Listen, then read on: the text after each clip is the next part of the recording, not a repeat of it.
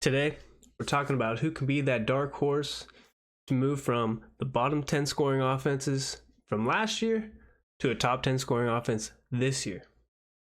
Now, if we're looking at this little sheet that I made, it's just going to go over in the last 5 years who has gone from bottom 10 offense to a top 10 offense in terms of total points scored.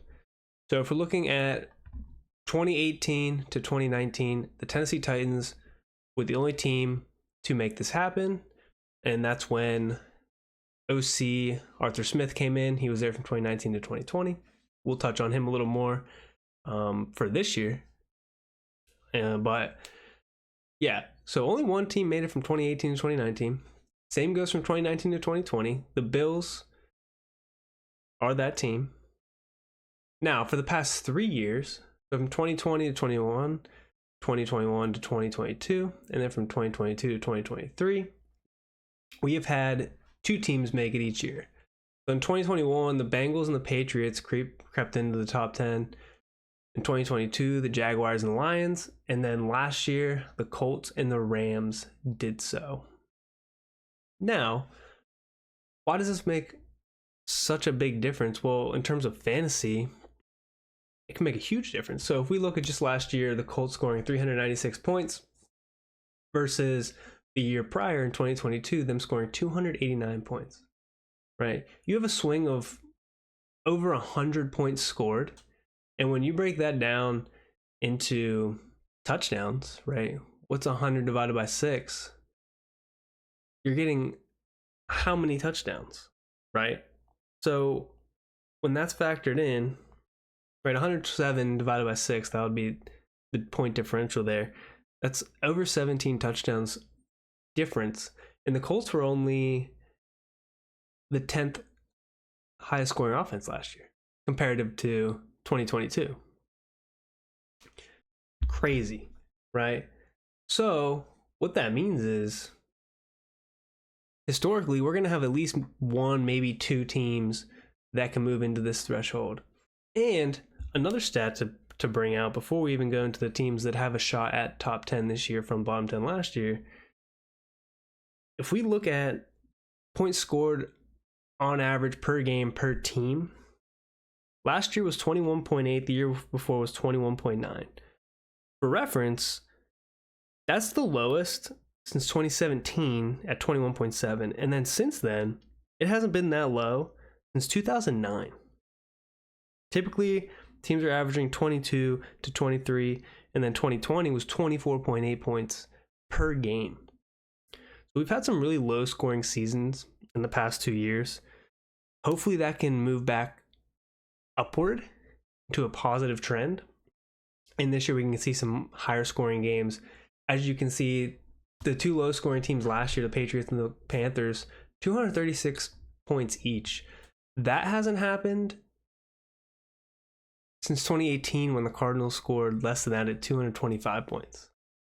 Right? So the floor for points hasn't been lower for a while. And the ceiling obviously is still there with the Cowboys scoring 509. But now let's look into the teams that I think have potential. So we'll start with the Atlanta Falcons. This is an obvious one, right? This team appeared, a QB way last year. The only question is, can Kirk Cousins at 36, coming off an Achilles tear, be the QB to really change and turn this team around from what it was last year, right?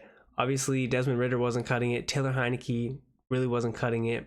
But with the skill position players, they're some of the most star-studded in the NFL, right? With Bijan Robinson, Drake London, I'll throw Darnell Mooney in there, Kyle Pitts, and then you go and back that up with a top 10 offensive line, right? Maybe even top 5 offensive line. They were a little lackluster last year, but I firmly believe they'll be good this year. This team is an obvious to sneak into that top 10, in my opinion.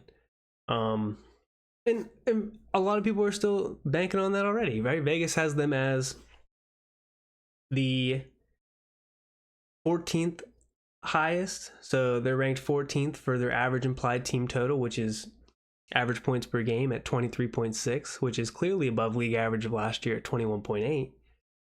So if you go ahead and calculate, even if they were 14th this year and didn't sneak into the top 10, right, that would put them at where the Texans were, 377 points. Last year, the Falcons only scored 321. That's 9 extra touchdowns and then some. And that's only if they scored at the 14th highest rate. If they crept into the top 10, you're adding a whole nother 21 points, which is, touchdown 6 points, but if you use 7, that's 3. It's over three more touchdowns. Very possible with this team. And again, like I said, Vegas thinks so, and most people think so, right? Most people do think so, banking on Kirk Cousins being what he was last year. And last year he had arguably the best start of his career before he got hurt. Now, let's talk about the next team, the New York Jets. Another obvious one, similar to the Falcons, with just being that QB away. Now, last year they were supposed to be that team with Aaron Rodgers. They were supposed to make that bump. We know within 30 seconds of the first game of the season, he tears his Achilles, and we don't get to see that happen. Now, Aaron Rodgers coming into another year with the Jets. Hopefully he's healthy here. The good thing is his Achilles injury was on his left foot, so not his foot that he throws off of. Whereas Kirk Cousins, his right foot is where his Achilles tore. So Aaron Rodgers shouldn't have as much difficulty pushing off that back foot to throw the deep ball and producing some power on his throws. It may limit his scrambling a little bit, but he's 40 years old, so we're not really expecting Aaron Rodgers to do things with his legs here. But again, just like the Falcons, right? This is a skill group that's really good. I mean, you have Breece Hall, who last year was one of the best running backs in the league, honestly, right behind Christian McCaffrey. And then Garrett Wilson, whose potential we haven't even seen, but skill set we have with some of the worst quarterback play. And he still doesn't produce to a fantasy level that we want, but for a real life, player, he's good, right? And that skill set is just going to be elevated to a next level with Aaron Rodgers, what we wanted to see last year. Now, again, we said it, Aaron Rodgers is going to be 41 going into this. He'll be 40 going into the season. He's turning 41 during the season. But if anyone's capable of pulling this off and, making a comeback, it's him, right? So I went back and looked at the stats on quarterbacks over 40 that have thrown for 4,000 plus yards. Only one quarterback has done so, excluding Brett Favre. So technically 2. Let's focus on Tom Brady, though. All through his 40s, he was throwing 4,000 plus yards until 44. Right? And every year from 2017 to 2021, the year before he retired, which was 2022, Brady's teams were in the top 10 in points scored. A-Rod's a GOAT like that. Many believe that he is a GOAT in terms of talent. Maybe not Super Bowl rings, but in terms of talent, A-Rod's a GOAT. So I firmly believe that at 40, going into his age 41, that he can, have one of these seasons, especially with these players. And, as with the Falcons, the Jets have a revamped offensive line that should be top 10 easily, potentially top 5. So things are shaping up, and they have a top defense. So they may not have to have shootouts, but they have a top defense where they're going to be in more position to score. They're going to get better field position.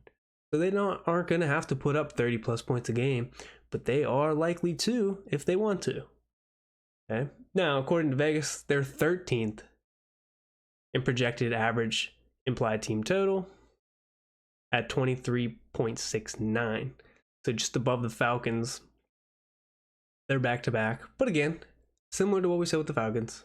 Okay, just a quarterback away. Those are the obvious ones. Let's move into our sleepers. Pittsburgh Steelers. As we know, I'm a Steelers fan. And if you don't know, I'm a Steelers fan. We've been in quarterback purgatory since Big Ben left. And honestly, since Big Ben got injured, we've been in purgatory because he was never the same after that. Now, similar to the Falcons and Jets, new quarterback, technically 2. with Russ and Fields. Russ is going to be the starter, for the foreseeable future this season. I think it'll be hard for him to lose that starting job. But the consensus is there's no way they can be worse than Kenny Pickett or Mason Rudolph. I know many people aren't high on Russ, and people are dogging on Russ that he's not good anymore, blah, blah, blah. But I watch every Steelers game. Have you guys seen Kenny Pickett or Mason Rudolph play football? I'll take Russell Wilson any day of the week. I still think Russ is good. I still think he has it in him to be good, right? Not near as good as he was, in his prime. But also, in my opinion, Sean Payton sucks as a coach, at least now, with the Broncos. Okay, and he ruined Russ's move there. Not to mention, there wasn't a team behind Russ in Denver. He was part of a rebuild there. The Steelers aren't in a rebuild. The Steelers are, again, possibly a quarterback away. Now, we are kind of a receiver away, and that's what I was getting to at this point is it will be tough to be a top 10 offense with only George Pickens as our top receiver when Van Jefferson and then rookie Roman Wilson are 2 and 3. It's not looking up there. But we do have Big Pat Freiermuth healthy this year. He has the skill set and talent to be a top tight end in the NFL. He's very good at catching the football. We have a revamped O-line. Should be top 10. Spent tons of draft capital on guys. Hopefully Broderick Jones is still developing and getting better from last year. We have one of the best running back duos in the NFL with Najee and Jalen Warren. They can stay healthy. Again, behind a much better offensive line.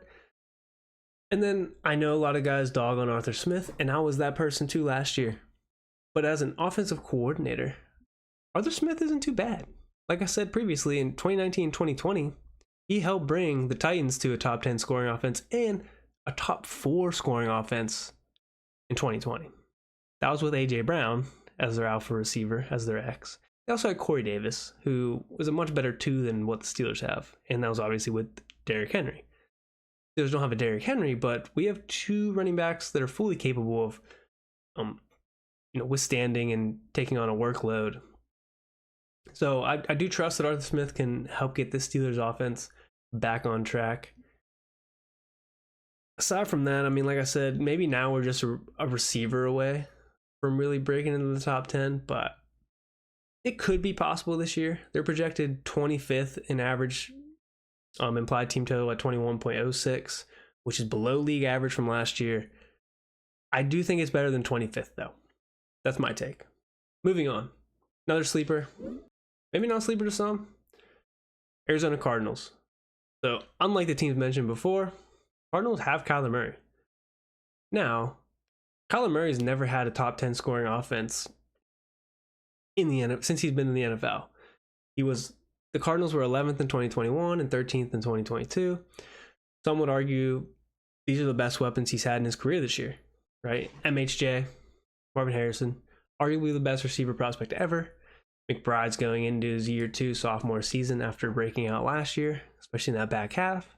James Conner's fully healthy this year, and they have a really good backup in Trey Benson now for him if he does end up going down, which it seems to be inevitable that Conner will miss a couple games every year.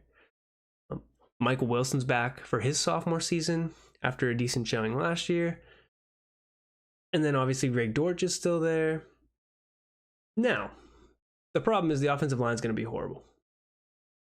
Again. So that's concerning. And then a weak defense as well, really weak.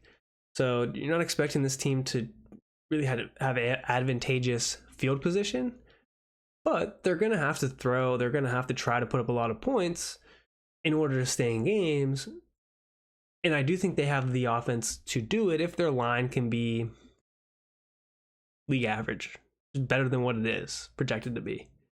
For reference, the Lions had one of the worst defenses last year, and they were always in shootouts, but they were always putting up a boatload of points, right? So, for reference, Cardinals projected 20th in average implied team total at 22.12 points a game, which is above league average from last year, which is saying something. As the 20th team, 22.12. I think the league is expecting this year to be a little more higher scoring. than last year, according to Vegas. Moving on to our last sleeper team. This might come as a surprise to some. The Titans. So a real sleeper pick, similar to the Steelers. But if a year two, Will Levis can really break out and be more successful in the short to intermediate parts of the field, I really do think this team can shine, especially if the offensive line can hold up. And one of, the worst offensive lines in the NFL. And we all know Will Levis's bread and butter is deeper down the field. And he struggled under pressure last year. So if that's the case and he has to get the ball out quicker, it could be rough, at least for the first half of the season where he's still getting adjusted and learning. But if they can protect him just long enough where Ridley and Hopkins can get downfield to where Levis can really shine, then I do think the potential is there for the Titans to really, really break out this year offensively. Like I said, they have the skill players. Calvin Ridley, they bring him in this year. DeAndre Hopkins, getting old, but still D-Hop. And they bring in Tyler Boyd, a veteran, for 3 wide receiver sets. And then you get the 1-2 punch with Tony Pollard and Tyjae Spears. So you get a veteran back in Pollard, and then you get the year 2 in Spears, who has showed tons of explosiveness. I really think this is an offense that is a sleeper this year to be very productive and put up points. The counter to that, too, is the defense last year was one of the worst. Giving up a ton of points. The defense did get better, right? They bring in L'Jarius Sneed, and a couple other vets. So hopefully that can take some of the pressure off of Levis having to just think he has to air it out and wanting to throw the ball, 35 times because they're down. So hopefully the games are a little tighter. According to Vegas right now, they're projected 28th in average implied team total at 20.69. So this is the one where Vegas is really, really low on them. The lowest out of the teams mentioned. But in my eyes, they could be a breakout candidate, which would be great for anyone that has Calvin Ridley, DeAndre Hopkins, Tony Pollard, Tyjae Spears, right? But that's going to end it for this video. Again, the breakdown of Falcons, Jets, Steelers, Cardinals, Titans on teams that are dark horses to be top 10 in scoring this year overall, coming up from the bottom of being bottom 10 scoring last year. If you guys appreciate these videos, if you appreciate my analysis on this, please go ahead, smash the like button, smash the subscribe button. Season's coming up. Appreciate you guys. Peace.